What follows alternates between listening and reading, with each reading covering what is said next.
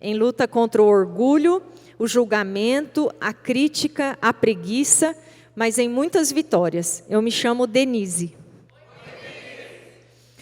Vou ler meu testemunho para vocês, para a honra e glória do Senhor. Vou começar desde o princípio, para que vocês possam entender os sentimentos e como cheguei até a minha experiência com Deus. Nasci em uma família que não conhecia Jesus e não estava nos caminhos de Deus.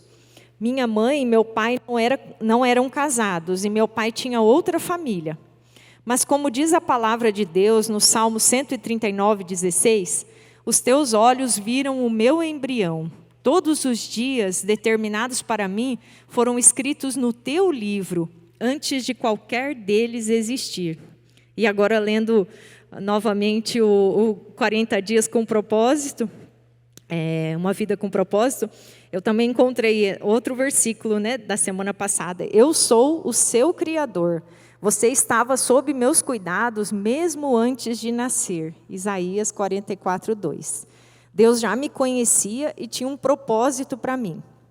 Apesar das circunstâncias da minha família, fui criada com amor e com sentimento de pertencimento. Era 1980, quando eu nasci, e morávamos em Foz do Iguaçu.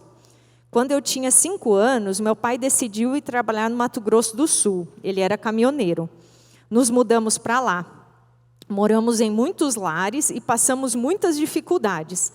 Mas eu fui uma criança feliz. E como toda criança, me preocupava pouco com as circunstâncias. Na época, minha mãe pouco frequentava a igreja católica. Conforme fui crescendo, tive contato com o espiritismo e achei as respostas para tudo o que acontecia. Estudava a doutrina e cria nos guias e nos seus conselhos. Hoje sei o quanto Deus me protegeu de tudo. O Salmo 139:5 diz: Tu me cercas por trás e pela frente, e pões a tua mão sobre mim. Porque eu nunca consegui frequentar regularmente um centro espírita ou tomar passes, Aos 10, 12 anos, eu e minha mãe mudamos nossa vida. Fomos morar em uma casa, apenas nós duas. E lá, os nossos laços ficaram ainda mais fortes. Éramos uma dupla dinâmica. Com o passar dos anos, esse relacionamento se fortalecia cada vez mais. Como posso descrever nosso relacionamento? Mãe e filha, melhores amigas. Hoje nós seríamos o que os teens chamam de BFF, Best Friend Forever. Confidentes, éramos conselheiras, cooperadoras, ela trabalhava e eu estudava, unha e carne, etc. Nós nos bastávamos, éramos duplas suficientes. Minha mãe não tinha nenhum relacionamento amoroso e eu não namorava e tinha poucos amigos. Não precisava, pois eu tinha a minha mãe.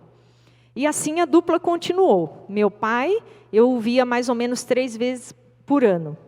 Todavia, isso não me fazia falta, eu achava, Pois eu tinha a minha mãe. Depois de muitos estudos e dedicação, minha e da minha mãe, que trabalhou muito durante esse período, eu passei no tão sonhado vestibular da UEL. E ela não hesitou nem por um minuto em largar tudo em Campo Grande e vir comigo para Londrina. Foram tempos de muita alegria. Até que em novembro de 2001, então há 22 anos quase, no meu 2º ano de medicina, aconteceu a maior tragédia da minha vida. Recebi um telefonema que minha mãe havia passado mal no trabalho e tinha sido levado para o pronto-socorro. Ela era hipertensa grave. Não tínhamos plano de saúde e ela foi atendida pelo SUS. Chegando lá, minha mãe gritava e chorava de dor de cabeça. Ela foi operada e no 2º dia do pós-operatório, evoluiu com um importante AVC, um derrame, que comprometeu quase a metade do seu cérebro. Na visita na UTI desse dia, meu professor chegou e me deu a notícia e falou que o plantonista da UTI, o médico da UTI, estubou ela antes da hora.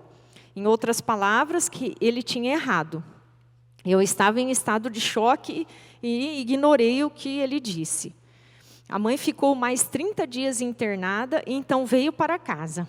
Mas já não era mais a mesma. A dupla tinha acabado, Ela não falava, não andava, usava fraldas. Com a graça de Deus, ainda no primeiro ano, voltou a andar com muitas dificuldades e não precisou mais usar fraldas, mas nunca mais voltou a falar. Minha tia, que nem era tia, era uma grande amiga e tinha sido patroa da minha mãe, cuidou dela para mim até eu terminar a faculdade. Foram anos muito difíceis, não tinha mãe, conselheira, confidente. Agora, eu, na verdade, tinha uma filha. Eu chorava muito, muito mesmo. Parecia uma pessoa deprimida para os demais colegas. Os anos passaram e no meu 4º ano da faculdade, conheci o Rodrigo, meu esposo, meu presente de Deus. Depois de 4 anos, nos casamos. Bem, desde tudo isso que tinha acontecido, eu vinha aos trancos e barrancos do meu relacionamento com Deus. Se é que havia um relacionamento, buscando sempre as respostas no Espiritismo. Em 2010, mudamos para Cascavel. Em fevereiro de 2015, fomos convidados pela Mônica e pelo André para conhecer a NIB. E tivemos um encontro com Jesus. Que alegria! Entendia tudo o que aconteceu. Que Deus tem propósito para todas as coisas, etc. Parecia que tudo estava resolvido e entendido. Mas no ano de 2021 e 2022, a mãe teve uma piora do seu estado físico, que já era delicado, e uma piora do seu estado mental. Então eu comecei a perguntar a Deus, a questioná-lo, a confrontá-lo. Eu falava para Deus, qual o propósito? É castigo para mim? É castigo para ela? Por quê? Tentava convencer a Deus que eu não merecia, pois sempre fui uma boa filha, nunca dei trabalho, fui estudiosa, sempre trabalhei com excelência, estava no caminho do Senhor, que ela também não merecia, tinha sido uma ótima mãe. Em momentos de opressão do inimigo, falava para Deus que eu queria ter sido uma filha muito ruim, feito muita coisa errada, assim isso confortaria o meu coração. Eu pensaria, fiz e estou pagando. Confesso a vocês que tive momentos muito difíceis. Pensei em abandonar tudo, a igreja, a Deus, etc. Assim também sofreria com gosto. Mas com a graça de Deus, as orações dos irmãos do GA e o 30 Semanas, saí dessa terrível rebeldia e comecei a buscar a Deus. Iniciei meus momentos com Deus, com louvor, oração, confissão de pecado, todos os dias. Pois, como diz em Tiago 4:8a, aproximem-se de Deus e Ele se aproximará de vocês.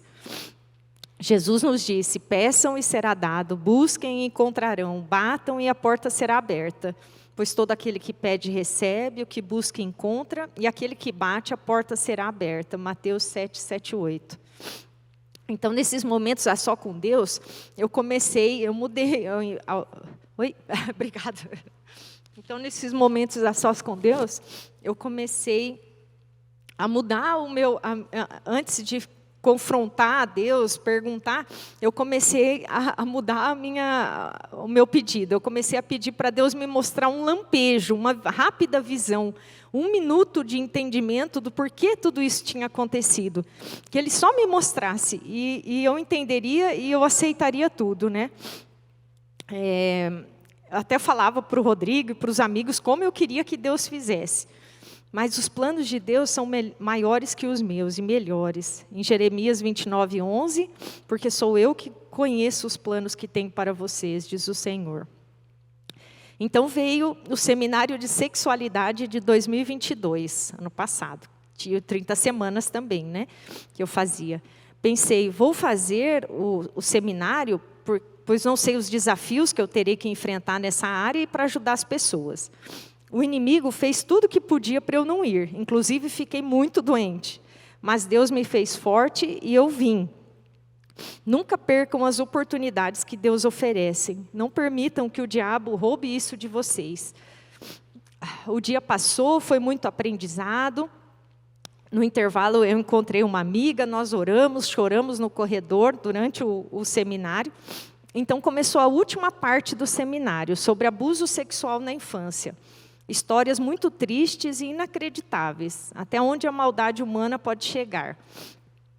No fim da apresentação, que é o momento da minha experiência com o Senhor, a Juliana Ferron perguntou, quem acha que Deus falhou com você? que Ele não estava na hora que você mais precisou, que Ele não foi capaz de te livrar da pior dor da sua vida, que fosse à frente. Eu fui, pois no fundo isso era tudo que eu pensava, que Deus não estava comigo naquela hora, que não me poupou. Agora ela disse, né? Fale para Deus tudo o que está no seu coração. E eu comecei, aquela ladainha de sempre. Senhor, por quê? Sempre fui. E toda aquela... Por que você tirou minha mãe, minha amiga, minha conselheira? Então ela disse, agora é o momento de perdoarmos a Deus por tudo isso que você pensa que Ele fez. E nesse momento foi incrível, porque eu perdoei a Deus de todo o meu coração. E eu realmente digo para vocês, assim como queridos irmãos e irmãos em Cristo, que a gente saiba se a gente tem alguma mágoa, algum ressentimento contra Deus, porque a gente às vezes não pensa nisso, que a gente precisa, a gente acha que a gente precisa perdoar a Deus, né? E na nossa mente. Então a Juliana disse, agora você pede perdão a Deus por ter pensado tudo isso sobre Ele. E eu pedi, pois sei tudo que eu tinha no meu coração, lá no fundo, bem escondido contra Deus. E nesse momento muito emocionante, eu ouvi do próprio Deus, minha filha, eu não causei nada disso, não fiz isso com nenhum propósito. Você ouviu essa noite sobre coisas terríveis que o ser humano pode fazer, como abusar de uma criança. E nesses momentos, eu também não interfiro. Também não interferi no que aconteceu com a sua mãe. Eu não poderia tirar a incompetência, a má vontade do médico de plantão na UTI, pois isso é parte da escolha que vocês fizeram e do ser humano caído que vocês se tornaram. Mas olha tudo que eu fiz por você, minha filha. Levantei pessoas como a tia Norma para ajudar a cuidar da sua mãe, permiti que sua mãe vivesse para ela estar na sua formatura, no seu casamento, no nascimento do seu filho. E ainda mais importante, escolhi o melhor homem do mundo para ser o seu esposo e ajudador. Te dei um filho saudável e dócil. Eu tenho feito tudo por você, inclusive ter te chamado para um relacionamento íntimo comigo. Eu não causo dor a vocês, mas eu trago alívio à dor que vocês causam uns aos outros. Depois de ouvir isso, em prantos, pedi perdão a Deus por ter culpado Ele por 21 longos anos. Perdão por ter acreditado que Ele havia permitido todo esse meu sofrimento. Mesmo depois que eu conheci Jesus, eu o culpava por ter permitido tudo acontecer, mesmo que com um propósito. Eu falava, Senhor, mesmo que o Senhor tenha um propósito, eu não quero passar por esse sofrimento, essa dor. Após essa experiência com Deus, saiu um enorme peso que havia sobre mim. Consigo ver minha mãe de outra forma, e o inimigo não pode mais usar a minha mãe para me atingir, para me fazer pecar e para me afastar de Deus. Pois com tudo isso, eu dava legalidade ao diabo, e agora essa legalidade não existe mais, pelo nome poderoso de Jesus. Assim, queridos irmãos, aprendi que devemos buscar a Deus na intimidade, no secreto, todos os dias. E Deus nos revelará grandes coisas, através dos irmãos do GA, do 30 Semanas, da nossa confidente e de tudo o que Ele faz na nossa igreja. Ele é um Pai perfeito e amoroso, que não nos causa e tampouco se agrada com o nosso sofrimento. Ele pode sim usar do nosso sofrimento para curar e ensinar outros filhos. Pode sim encontrar propósito para o que nos aconteceu, pois é um Deus perfeito. Eu deixo esse versículo para guardarem no coração. Vocês me procurarão e me acharão, quando me procurarem de todo o coração. Eu me deixarei ser encontrado por vocês, declara o Senhor, e os trarei de volta do cativeiro. Jeremias 29, 13, 14. Então, é isso. E eu saí desse cativeiro de rebeldia, desse cativeiro de culpar a Deus, o nosso Pai perfeito. E os 30 semanas, depois, esse foi no meio do 30 semanas, esse testemunho, depois, escrevendo as minhas memórias, eu pude entender por que desse relacionamento com a minha mãe, né? Porque eu realmente não tinha Deus, né? E o relacionamento era algo além do que Deus tinha planejado para nós duas, provavelmente. E hoje estamos bem, até visitei ela esse fim de semana e estava ótimo, para a honra e glória do Senhor. Amém. Obrigada.